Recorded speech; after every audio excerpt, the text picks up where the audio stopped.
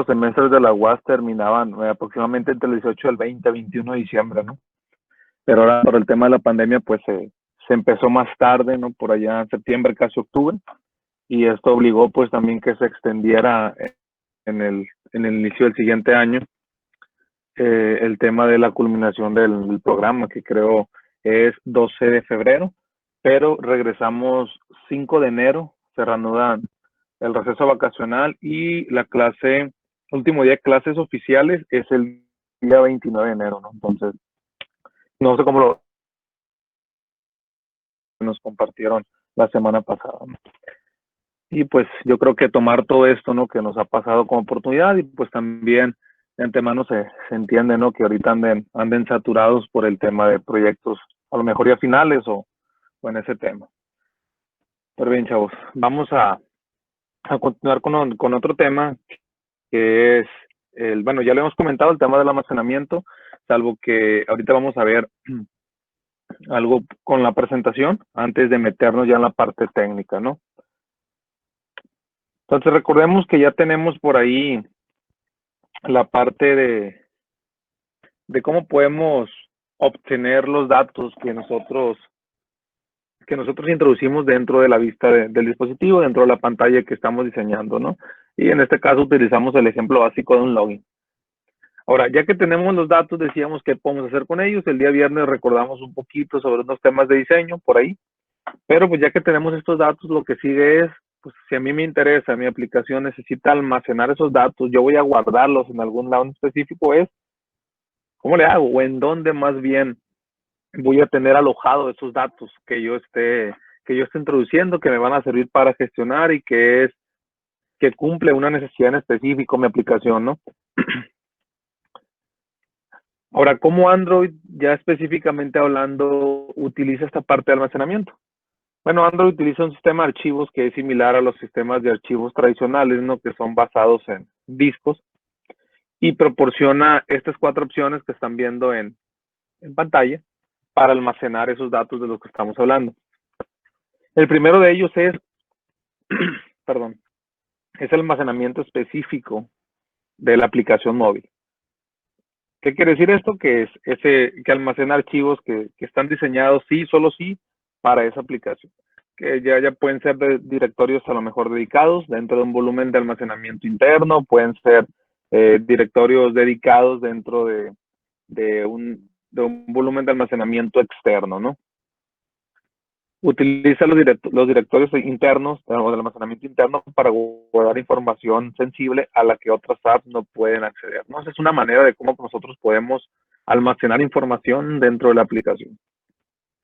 La segunda opción que nos ofrece es algún almacenamiento compartido y como el nombre lo indica, esto quiere decir que pretende compartir los archivos o todos esos datos que se almacenen con otras aplicaciones, ¿no? Incluidos algunos documentos, archivos multimedia, por mencionar ejemplos, ¿no? Etcétera, lo que nosotros ahí queramos almacenar. La tercera parte, y que lo hemos visto en algunas aplicaciones, es el tema de las preferencias, ¿no? Es decir, la configuración de cada aplicación. Y con esto nos estamos refiriendo a que almacena datos primitivos. Y por datos primitivos recordamos cuando miramos una parte básica del curso de Java eran los datos básicos o fundamentales, ¿no? Que solo van a tomar un valor. Entonces, cuando nos referimos a preferencias, un ejemplo bien claro de que utilizan no nomás las aplicaciones móviles, ¿no? También las aplicaciones web o cualquier software es, no sé, se me ocurre la parte del idioma, ¿no? De la aplicación. Quiero que mi aplicación la configuro de manera personalizada para que sea en español o para que sea en inglés o para que sea en otro idioma que te ofrezca la misma aplicación. Entonces, también a lo mejor el tema, quiero que sea el tema oscuro, quiero que sea este color o me está ofreciendo estos wallpaper, no sé, ¿no? Eso va a depender de cada aplicación, pero también es una manera de cómo nos ayuda ese almacenamiento, ¿no? Y la última opción que ofrece Android, y es en la que nos vamos a enfocar para fines de este curso, es lo que tiene que ver con base de datos, ¿no? Y estrictamente hablando con los datos estructurados en esa base de datos primitiva, que tiene una biblioteca de persistencia RUM, ¿no? la parte de Android. Entonces, para fines de este curso vamos a enfocarnos en el tema de cómo almacenar en una base de datos.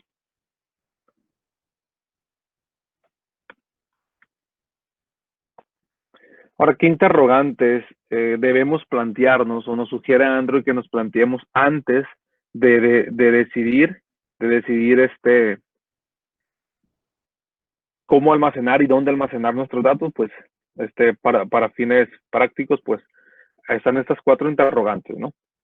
La primera de ellas es cuánto espacio van a requerir nuestros datos.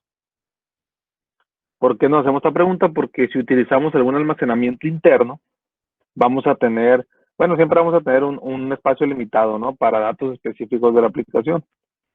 Entonces, si nosotros necesitamos guardar una cantidad considerable de datos, probablemente esa no sea la opción del almacenamiento interno, ¿no? Entonces, ahí va a depender, a lo mejor nos conviene utilizar una base de datos y a lo mejor no, con todo y que es una base de datos, podemos almacenarla de manera interna en el dispositivo, o probablemente sí requerimos utilizar una base de datos, pero va a ser de manera remota en un servidor externo donde tenga la capacidad para almacenar una cantidad estratosférica de datos, ¿no? Por así decirlo.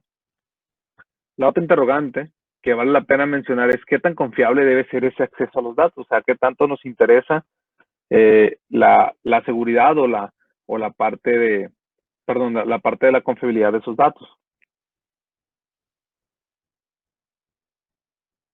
La otra interrogante es qué tipo de datos necesitamos almacenar, ¿no?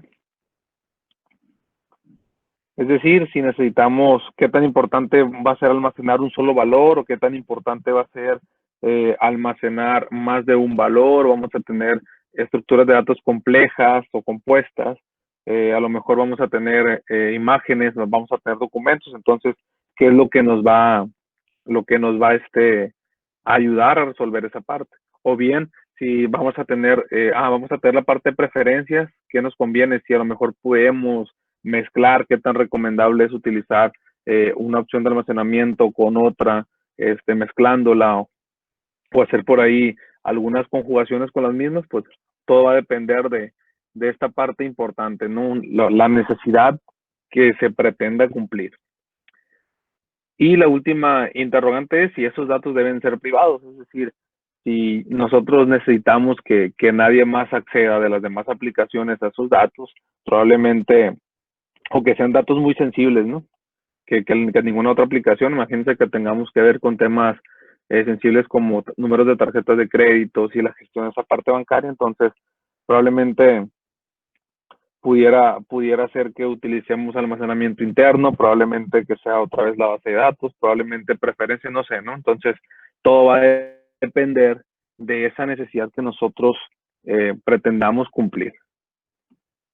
Pero estos 4 interrogantes pues, nos van a ayudar a verificar o a elegir el tipo, la opción de almacenamiento correcta, ¿no? Para ello. Bien, ya lo mencionaba hace un momento, que vamos a enfocarnos para fines de este programa en almacenamiento una base de datos, es decir, con datos estructurados. Y por aquí puse cuatro imágenes, ¿no? De sistemas gestores de base de datos relacionales, como lo son SQL Server, MySQL, PostgreSQL y SQLite o SQLite, así le llaman. De esos chavos, ¿cuáles les ha tocado escuchar o trabajar de esos que están viendo en pantalla? SQL Server y MySQL. Ok, SQL Server. Y ahorita en sus otras materias, ¿están utilizando alguno de ellos?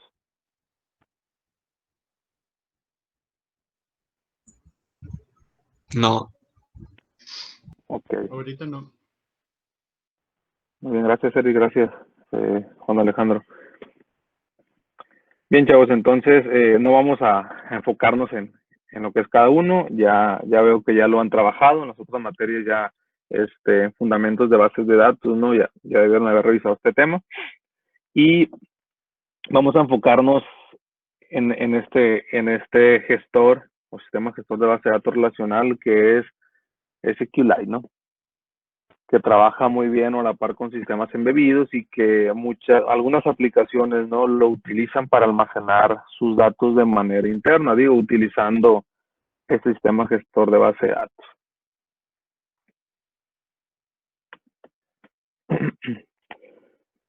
Ahora, ¿qué es esto de SQLite o SQLite, como le llaman? Pues esta herramienta pues es de software libre y hacemos que es un sistema gestor de base de datos relacional que permite pues almacenar esa información que nosotros estamos requiriendo en estos dispositivos embebidos de una forma pues, rápida, potente, sencilla y con equipos que tienen pocas capacidades de software, ¿no? Como puede ser pues el caso específico, ¿no? Un dispositivo, un teléfono celular, vaya. Entonces, este sistema gestor de base de datos implementa el estándar de SQL, ¿no? Está basado en SQL, como el nombre lo indica. Y es el que nos va a ayudar a estructurar nuestros datos, donde vamos a crear nuestras tablas para almacenar la información y utilizar el lenguaje de definición de datos y el lenguaje de manipulación de datos, ¿no?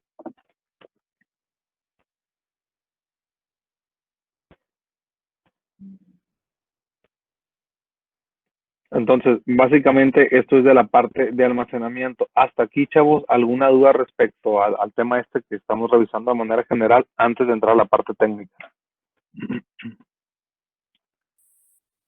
Un momento no.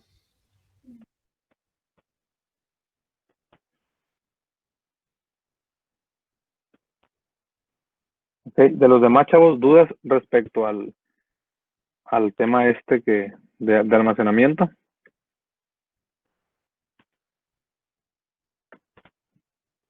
Bien, gracias.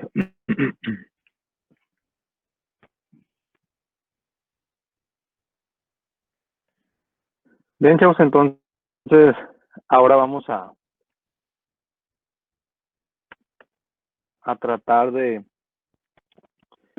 poder hacer el objetivo de esta semana, espero que nos pueda rendirnos el tiempo, vamos a tratar de almacenar sus datos y hacer una especie de lo que comúnmente le llaman CRUD en inglés, ¿no? Que es el famoso catálogo, ¿no? De altas, bajas, cambios y consultas, utilizando este sistema gestor de base de datos relacional y que se va a almacenar de manera interna en cada uno de nuestros teléfonos, ¿no?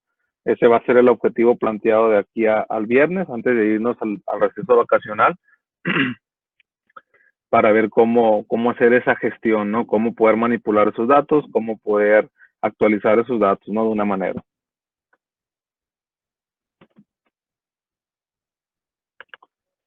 Ahora, una pregunta que lanzo así al aire es, ¿qué arquitectura ahorita de diseño de software les ha tocado utilizar o están utilizando en alguna de sus otras materias? Me refiero a la arquitectura, por ejemplo, por acá mirábamos en las aplicaciones móviles que una gran mayoría, ¿no? Ojo, una gran mayoría estaban utilizando o utilizaron en un momento la arquitectura de 3 capas. Ahorita, ¿están utilizando alguna arquitectura o han utilizado algo similar a ello?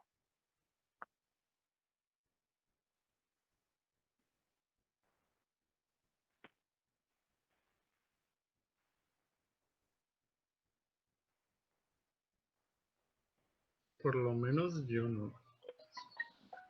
Ok. O no sé si me expliqué bien con el planteamiento. Sí llegamos a ver Ok. un poco de las estructuras de capas. Ok, gracias, Ignacio. ¿Qué comentabas, Alejandro? Que sí llegamos a ver un poco de la estructura de 3 capas. Sí, Ok. leímos, muy poco lo vimos. Sí hemos visto las 3 capas de cliente-servidor, pero de momento estar usando, yo creo que casi nadie está haciendo nada ahorita.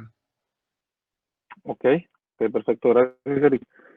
Bien, chavos, entonces vamos a tratar de utilizar ese de 3 capas, la que mirábamos, ¿no? Y recordemos así rapidito que vamos a tener una capa que se va a dedicar al acceso a los datos, ¿no? La que va a gestionar directamente con el gestor, las conexiones y demás, y que vamos a tener una capa intermediaria que va a funcionar como un controlador, es decir, el que le va a hablar a la capa de datos y el que le va a pasar esos datos o toda la información, todo el procesamiento a la capa de presentación, ¿no? Que en este caso vienen viene haciendo función a las vistas, a los diseños.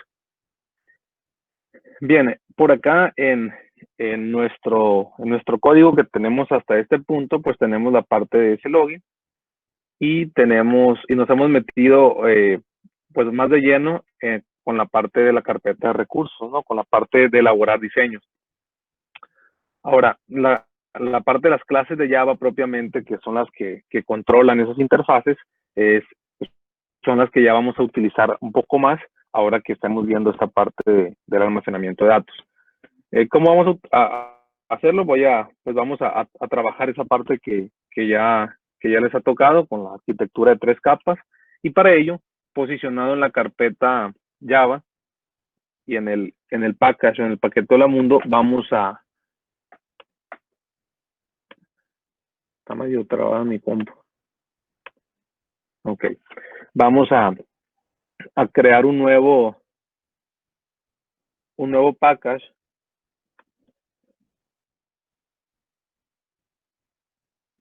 y le vamos a llamar, por ejemplo,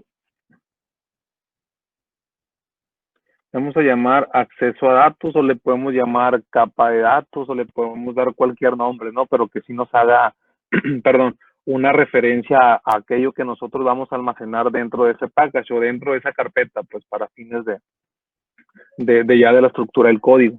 Y yo le voy a llamar acceso, así como tal, acceso a datos, ¿no? O puede ser en inglés, dependiendo, ¿no? Eso ya va a depender de qué estándar de desarrollo se esté utilizando al momento del lugar en el que estén, o si ustedes tienen uno propio, ¿no? La nomenclatura de todo el código va a ser en inglés. Vamos a utilizar camel case o alguna otra nomenclatura. Para fines de este ejemplo, voy a llamarle acceso a datos. Le damos enter y eso ya nos crea ese paquete dentro del principal, ¿no? Perdón, un poquito complicado la garganta. Y hasta ahorita vamos a crear ese package, y dentro de ese package o de esa nueva carpeta, vamos a crear una clase que es la que nos va a ayudar o va a ser como el helper de la conexión a la base de datos. En este caso, pues podemos darle 1000 nombres o podemos dejarle simplemente acceso a datos o conexión, ¿no? La clase muy común utilizada, ¿no? Que le llaman conexión, y podemos darle o ayudante de base de datos o helper, cualquier nombre que a ustedes les sea útil.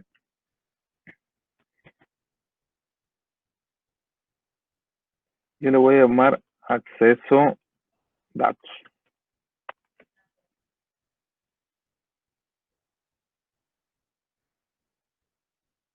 El paquete se llama, o la carpeta se llama igual. Vamos a ver si le podemos dar parece que no hay un rename. Bueno, así lo voy a dejar por mientras. Entonces, vamos a tener esa clase que nos va a ayudar a gestionar la parte ya de la base de datos, ¿no?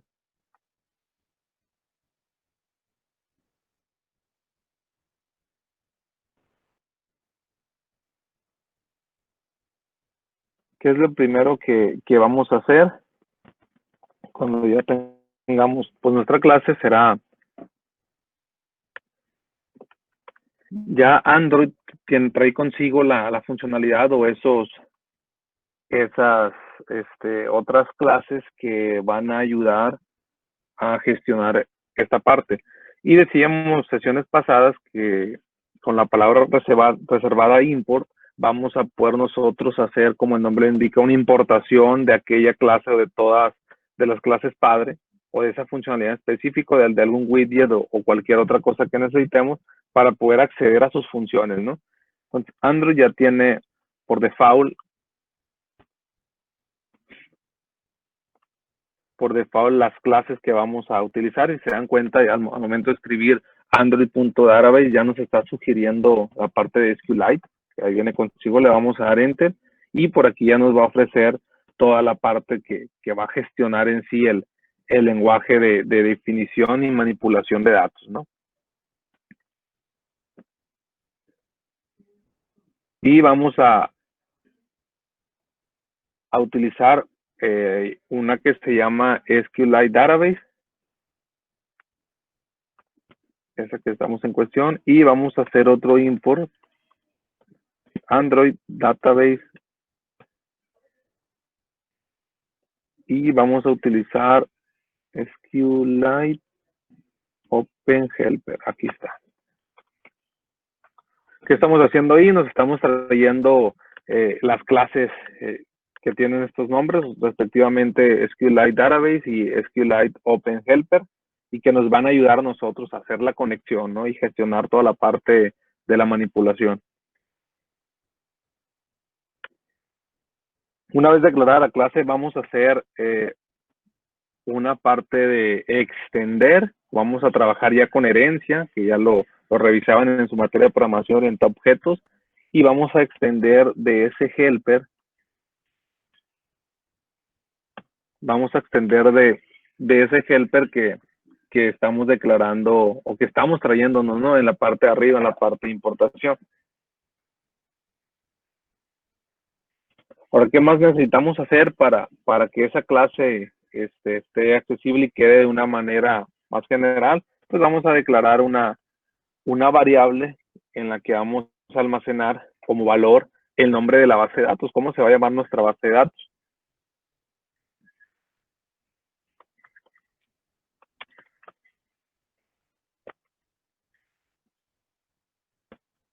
Vamos a darle que simule como si fuera una constante.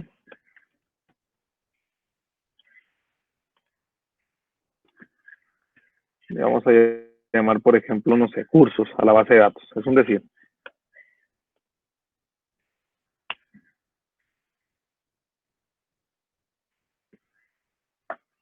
¿Qué estamos haciendo en esta línea de código?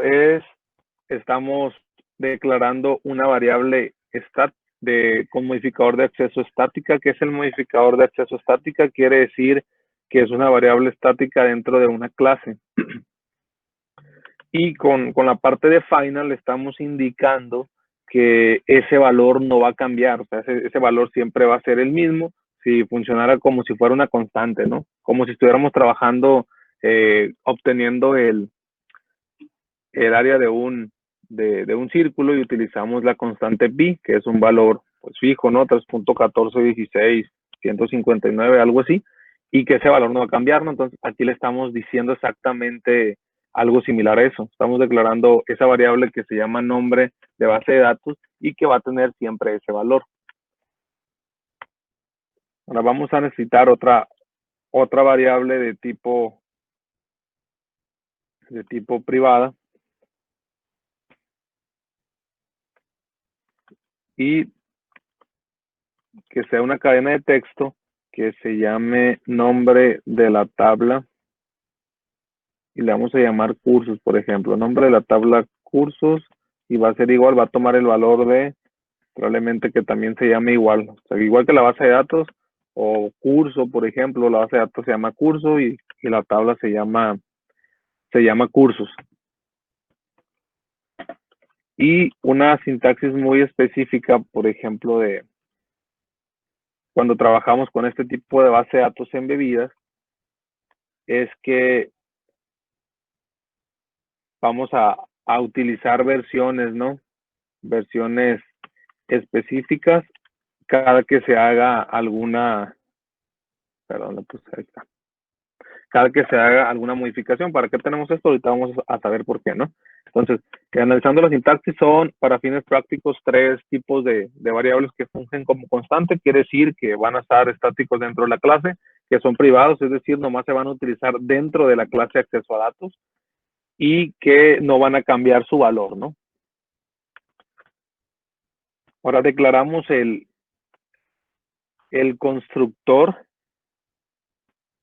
de la clase, que se llama acceso a datos. Recordemos que el constructor pues recibe el mismo nombre de la clase y es el que se encarga, es el primero que se ejecuta cuando se crea una nueva instancia de una clase, ¿no? Y que es el tema de programación entre objetos, y que es donde se inicializan las propiedades o los atributos de esa clase, ¿no? Ahora, como parámetro vamos a enviarle un objeto de tipo context que no lo tenemos importado. cuando pase alguna parte, digo, un error como este, nos posicionamos sobre él, ya lo miramos y aquí nos sugiere qué es lo que nos está faltando, ¿no? Le damos importar y ya nos trae, nos pone ya la referencia a la clase, ¿no? Para acceder a la funcionalidad.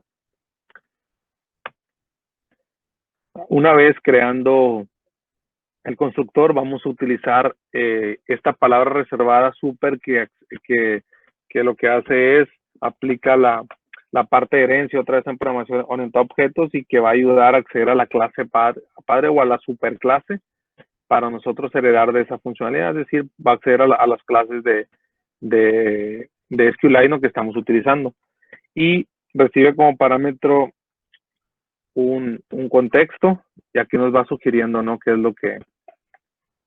lo que sigue. Dice que falta un name, falta una variable de tipo factory, un argumento de tipo factory y la versión que estemos trabajando. Entonces vamos a enviarle el nombre de la base de datos. Por el momento ese objeto del cursor vamos a enviarlo nulo y vamos a enviarle la versión de la base de datos.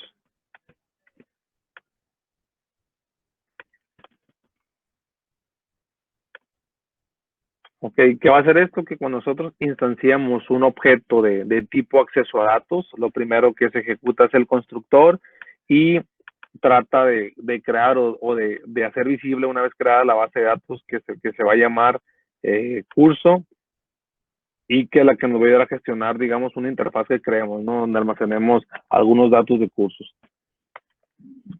Y ahora lo que sigue, vamos a tener dos métodos. Uno que se va a llamar onCreate, que es algo similar al que maneja el Activity, ¿no? Pero este va directamente a la parte de la gestión de los datos y va a recibir un objeto de tipo base de datos o SQLite Database como parámetro. ¿Para qué nos va a servir esto? Para acceder a un método que se llama, utilizando el argumento db punto, nos va a ofrecer, vamos a buscar un método que se llama exec SQL y es el que nos va a ayudar a crear nuestra tabla que se va a llamar cursos. Ahora, ¿qué recibe como parámetro este método? Recibe un objeto de tipo string y para ello vamos a utilizar la clase string de Java accediendo al método format y eso nos va a servir para nosotros darle un formato a una sintaxis ya propia del lenguaje de manipulación de datos que manejan los gestores, ¿no? Como SQL, algo similar. Entonces vamos a utilizar la sintaxis de crear tablas si no existe,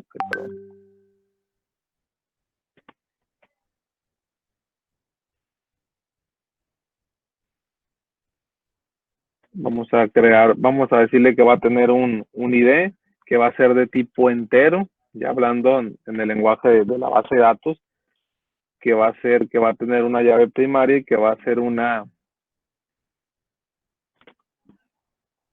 un campo autoincremental, ¿no? Como también lo maneja SQL, Postgres o MySQL, que fue los que indicamos. Vamos a tener un campo donde almacenemos el nombre y va a ser de tipo text. Y vamos a tener un campo a lo mejor que se llame institución y que va a ser de tipo texto. Y lo que sí aquí vamos a enviarle el nombre de la tabla. ¿Por qué le enviamos esto como parámetro? Porque va a tomar ese porcentaje, ese es crea la tabla si no existe y el nombre de la tabla. Esto lo hacemos para no dejarlo embebido en la parte de la cadena de texto, ¿no? Sino pasada como parámetro. Y con eso lo que vamos a hacer es ya poder crear esa tabla al momento de estar instanciando ya nuestra gestión de base de datos.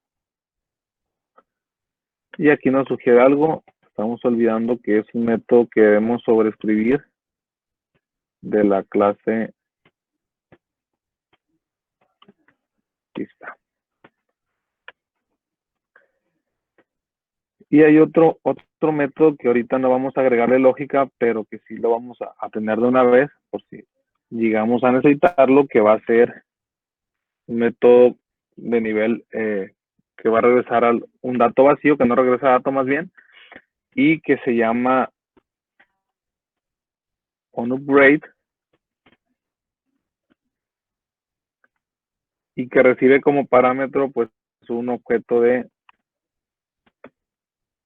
tipo SQLite Database, que va a recibir como parámetro un tipo entero y que va a ser, vamos a ponerle así como tal, que es lo que sugiere a la documentación, ¿no? Y un parámetro, ahí está, y un parámetro de un parámetro de tipo entero que va a tener la versión anterior y ahora con la nueva versión. Probablemente este método no lo necesitemos. ¿Para qué nos va a servir esto? Así rapidito, nos va a servir, imaginemos que ya tenemos corriendo la aplicación y que habría que agregar un cambio, agregar otra tabla, agregarle más columnas a una tabla existente, entonces ya no va a ser una versión inicial, ya no va a ser una versión 1, a lo mejor va a ser una versión 2 o 3 o 4, ¿no? Y es lo que nos ayuda el método este a poder ejecutar un bloque de código que haga cuando pase eso, ¿no? Decir, mira, ya vamos a crear otras nuevas tablas, bueno, mandamos llamar este método de SQLite y ya nos vamos a tener la nueva versión, ¿no? Con los datos ya actualizados. Entonces, básicamente, chavos, esta clase nos va a ayudar a gestionar la conexión con SQLite, ¿no? Y que vamos a almacenar de manera interna en nuestro dispositivo. ¿Cómo la ven, chavos? ¿Dudas hasta aquí con la clase esta que nos ayude a gestionar?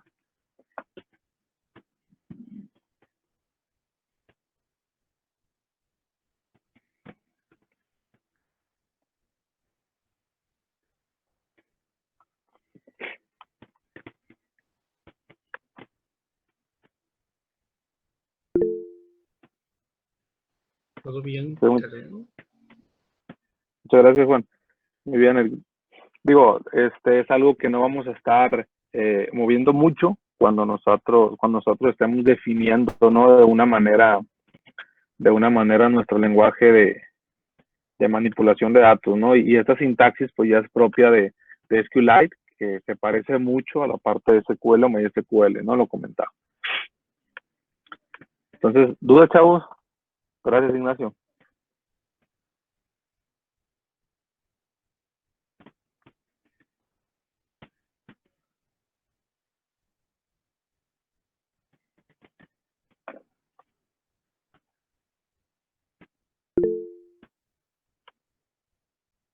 Ok, muchas gracias, Jessica. Bien, chavos, si no tenemos dudas, vamos por finalizar la sesión del día de hoy y el día de mañana vamos a continuar con la parte de nuestra lógica, ¿no? De poder ya hacer un controlador y poder ya empezar a crear los métodos para utilizarlos ya en nuestras vistas, ¿no? Que tengan un excelente inicio de semana y nos vemos el día de mañana.